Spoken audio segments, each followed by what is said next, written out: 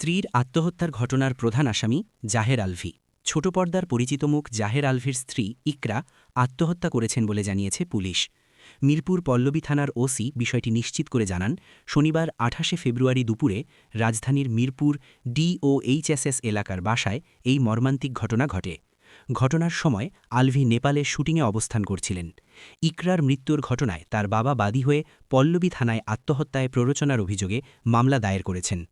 মামলায় প্রধান আসামি করা হয়েছে অভিনেতা জাহের আলভীকে। বিষয়টি নিশ্চিত করেছেন পল্লবী থানার পরিদর্শক অপারেশন। সামাজিক যোগাযোগ মাধ্যমে স্ত্রী ইকরার মৃত্যুর খবর নিশ্চিত করে একটি আবেগঘন পোস্ট দিয়েছেন আলভী। সেখানে তিনি উল্লেখ করেন, শুটিংয়ের কাজে নেপালে থাকাকালীন স্ত্রীর মৃত্যুর খবর পান এবং তা শোনার পর থেকে তিনি মানসিকভাবে ভেঙে পড়েছেন।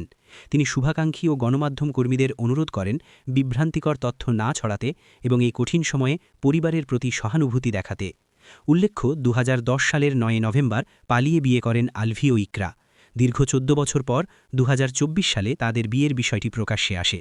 তাদের সংসারে প্রিয় মায়া নামে একটি সন্তান রয়েছে। পুলিশ এ ঘটনায় তদন্ত কার্যক্রম শুরু করেছে।